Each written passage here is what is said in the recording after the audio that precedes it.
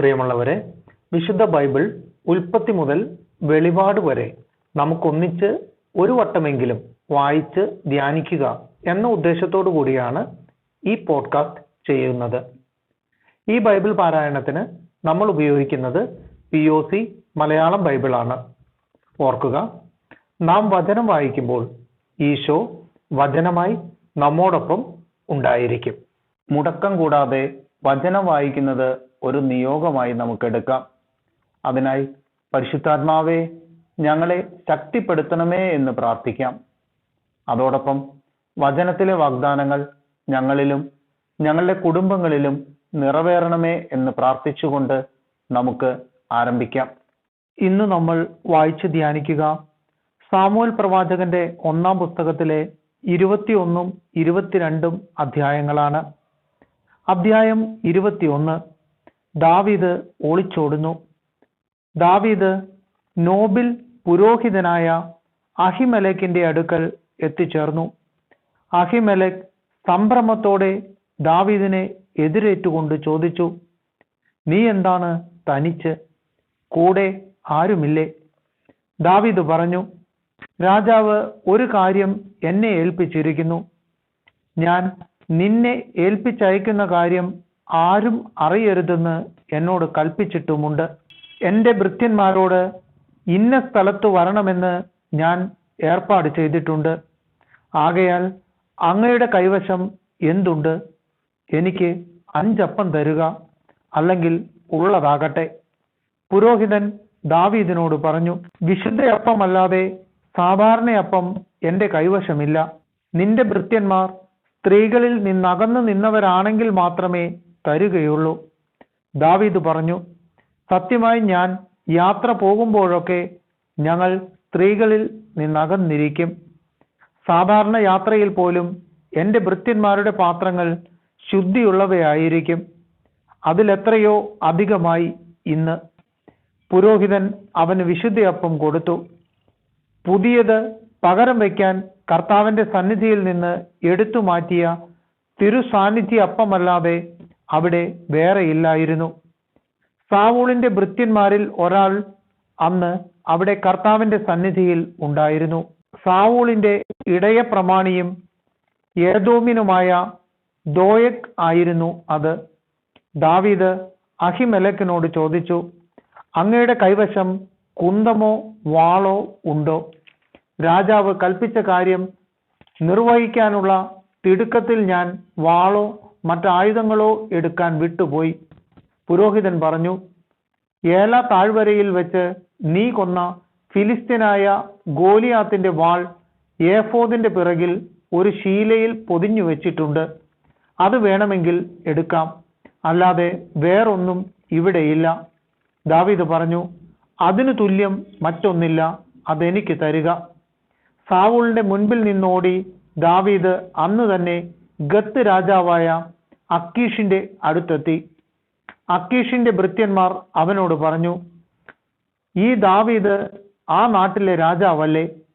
സാവൂൾ 1000 കൊന്നു, ദാവീദോ 10,000 എന്ന് ഇവനെ കുറിച്ചല്ലേ അവർ പാടി നൃത്തം ചെയ്തത്.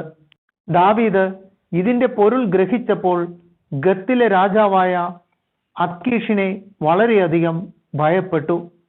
അവരുടെ മുൻപിൽ അവൻ ഭാവം മാറ്റി ബുദ്ധിഭ്രമം നടിച്ച് വാതിലിന്റെ കതകുകളിൽ കുത്തി വരയ്ക്കുകയും താടിയിലൂടെ തുപ്പലൊലിപ്പിക്കുകയും ചെയ്തുകൊണ്ടിരുന്നു.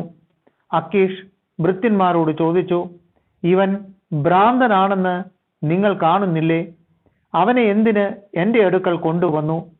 എൻ്റെ മുൻപിൽ ഭ്രാന്ത് കളിപ്പിക്കാൻ ഇവനെ കൊണ്ടുവരാൻ എനിക്കിവിടെ ഭ്രാന്തന്മാർ കുറവാണോ? എൻ്റെ കൊട്ടാരത്തിലാണോ ഇവൻ വരേണ്ടത്? അധ്യായം 22. ദാവീദ് അവിടെ നിന്ന് ഓടി രക്ഷപ്പെട്ട് അതുല്ലാം ഗുഹയിലെത്തി. അവന്റെ സഹോദരന്മാരും കുടുംബം മുഴുവനും ഇതറിഞ്ഞ് അവിടെ ചെന്നു. പീഡിതർ, കടമുള്ളവർ, അസന്തുഷ്ടർ എന്നിങ്ങനെ പലരും അവന്റെ ചുറ്റും കൂടി. അവൻ അവരുടെയെല്ലാം തലവനായി. 400ഓളം പേർ അവനോടുകൂടെ അവിടെ ഉണ്ടായിരുന്നു. ദാവീദ് അവിടെ നിന്ന് മൊവാബിലുള്ള മിസ്പയിലെത്തി. മൊവാബ് രാജാവിനോട് അപേക്ഷിച്ചു, ദൈവം എനിക്ക് വേണ്ടി എന്താണ് ചെയ്യാൻ പോകുന്നതെന്ന് അറിയുന്നതുവരെ എൻ്റെ മാതാപിതാക്കന്മാർ അങ്ങയോടുകൂടെ താമസിക്കാൻ അനുവദിക്കണം. അവരെ അവൻ മൊവാബ് രാജാവിൻ്റെ അടുത്താക്കി. ദാവീദ് രക്ഷാസങ്കേതത്തിലായിരുന്ന കാലമത്രയും അവർ അവിടെ താമസിച്ചു. പ്രവാചകനായ ഗാദ് ദാവീദിനോട് പറഞ്ഞു, സങ്കേതത്തിൽ ഒളിച്ചിരുന്നതു മതി, യൂദാദേശത്തേക്ക് പോവുക. അതനുസരിച്ച് ദാവീദ് ഹേരത്ത് വനത്തിലേക്ക് പോയി പുരോഹിതന്മാരെ വധിക്കുന്നു. ദാവീദിനെയും കൂട്ടാളികളെയും കണ്ടെത്തിയെന്ന് സാവൂൾ അറിഞ്ഞു. അവൻ കുന്തവുമായി ഗിബയായിലെ കുന്നിൻ മുകളിലുള്ള പിച്ചുല മരത്തിന്റെ ചുവട്ടിലിരിക്കുകയായിരുന്നു. ഭൃത്യന്മാർ ചുറ്റും നിന്നിരുന്നു. സാവൂൾ ചുറ്റും നിന്നിരുന്ന ഭൃത്യന്മാരോട് പറഞ്ഞു, ബെഞ്ചമിൻ ഗോത്രജരെ കേൾക്കുവിൻ. ജസ്സയുടെ മകൻ നിങ്ങൾക്ക് നിലങ്ങളും മുന്തിരിത്തോട്ടങ്ങളും തരുമോ? നിങ്ങളെ സഹസ്രാധിപന്മാരും ശതാധിപന്മാരുമാക്കുമോ? നിങ്ങൾ എനിക്കെതിരെ ഗൂഢാലോചന നടത്തിയില്ലേ? ജസ്സയുടെ മകനുമായി എൻ്റെ പുത്രൻ സഖ്യമുണ്ടാക്കിയപ്പോൾ ആരും എന്നോട് പറഞ്ഞില്ല. അവൻ എൻ്റെ ദാസനായ ദാവീദിനെ എനിക്കെതിരായി തിരിച്ചുവിടുകയും പതിയിരിക്കാൻ പ്രേരിപ്പിക്കുകയും ചെയ്തിട്ട് നിങ്ങളിൽ ഒരുവൻ പോലും എന്നോട് പറയുകയോ എന്നോട് സഹതപിക്കുകയോ ചെയ്തില്ല. അപ്പോൾ സാവൂളിന്റെ ഭൃത്യന്മാരുടെ അടുത്തു നിന്നിരുന്ന ഏദോമിനായ ദോയക് പറഞ്ഞു, ജസ്സയുടെ മകനെ ഞാൻ കണ്ടു. നോബിൽ വെച്ച് അഹിത്തൂബിന്റെ പുത്രൻ അഹിമലേക്കിന്റെ അടുക്കലേക്ക് അവൻ വരികയായിരുന്നു. അഹിമലേക് അവന് വേണ്ടി കർത്താവിനോട് പ്രാർത്ഥിച്ചു. അവന് ഭക്ഷണവും ഫിലിസ്തീനായ ഗോലിയാത്തിന്റെ വാളും കൊടുത്തു. രാജാവ് അഹിത്തൂബിന്റെ മകനും പുരോഹിതനുമായ അഹിമലേക്കിനെയും അവന്റെ പിതൃഭവനത്തിലുള്ള എല്ലാവരെയും നോബിലുള്ള എല്ലാ പുരോഹിതന്മാരെയും ആളയച്ചു വരുത്തി. സാവൂൾ പറഞ്ഞു, അഹിത്തൂബിന്റെ പുത്ര കേൾക്കുക. പ്രഭു സംസാരിച്ചാലും അവൻ പ്രതിവചിച്ചു. സാവൂൾ ചോദിച്ചു, നീയും ജസ്സയുടെ മകനും കൂടി എനിക്കെതിരായി എന്തിനു ഗൂഢാലോചന നടത്തി? നീ അവന് അപ്പവും വാളും കൊടുക്കുകയും അവന് വേണ്ടി കർത്താവിന്റെ ഹിതം ആരായുകയും ചെയ്തില്ലേ? അതുകൊണ്ടല്ലേ അവൻ ഇന്നും എനിക്കെതിരായി പ്രവർത്തിക്കുന്നത്? അഹിമേലെക്ക് പറഞ്ഞു, അങ്ങയുടെ സേവകന്മാരിൽ ദാവീദിനോളം വിശ്വസ്തനായി വേറെ ആരുണ്ട്?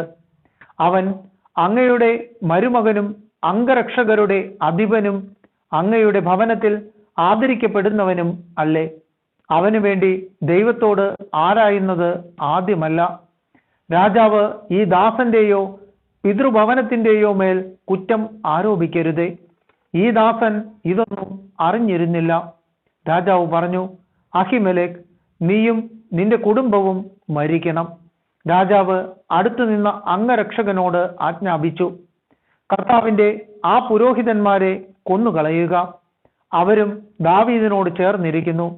അവൻ ഒളിച്ചോടിയത് അറിഞ്ഞിട്ടും എന്നെ അറിയിച്ചില്ല. എന്നാൽ കർത്താവിന്റെ പുരോഹിതന്മാരുടെ മേൽ കൈവയ്ക്കാൻ രാജഭൃത്യന്മാർ തയ്യാറായില്ല. അപ്പോൾ രാജാവ് ദോയഗിനോട് കൽപ്പിച്ചു, നീ ആ പുരോഹിതന്മാരെ കൊല്ലുക. ഏദോമിനായ ദോയഗ് അത് ചെയ്തു. ചണനൂൽ കൊണ്ടുള്ള ഏഫോദ് ധരിച്ച 85 പേരെ അന്ന് വധിച്ചു. ആ പുരോഹിതന്മാരുടെ നഗരമായ നോബ് അവൻ നശിപ്പിച്ചു. പുരുഷന്മാർ, സ്ത്രീകൾ, കുട്ടികൾ, ശിശുക്കൾ, കഴുതകൾ, ആടുമാടുകൾ എന്നിങ്ങനെ എല്ലാറ്റിനെയും വാളിനിരയാക്കി. എന്നാൽ അഹിത്തൂബിന്റെ മകൻ അഹിമേലെക്കിന്റെ പുത്രന്മാരിൽ ഒരുവനായ അബിയാദർ രക്ഷപ്പെട്ട് ഓടി ദാവീദിന്റെ അടുത്തെത്തി. കർത്താവിന്റെ പുരോഹിതന്മാരെ സാവൂൾ വധിച്ച വിവരം അവൻ അറിയിച്ചു. ദാവീദ് അബിയാദറിനോട് പറഞ്ഞു, ഏദോമിനായ ദോയഗ് അവിടെ ഉണ്ടായിരുന്നതിനാൽ അവൻ തീർച്ചയായും സാവൂളിനോട് പറയുമെന്ന് അന്നു തന്നെ ഞാൻ മനസ്സിലാക്കിയിരുന്നു. നിന്റെ പിതൃഭവനത്തിൽ എല്ലാവരും മരിക്കുന്നതിന് ഞാൻ കാരണമായി. ഭയപ്പെടേണ്ട, എന്നോടുകൂടെ താമസിക്കുക. എന്റെ ജീവൻ അപഹരിക്കാൻ നോക്കുന്നവർ നിന്റെയും ജീവൻ അന്വേഷിക്കുന്നു. എന്റെ അടുക്കൽ നീ സുരക്ഷിതനായിരിക്കും.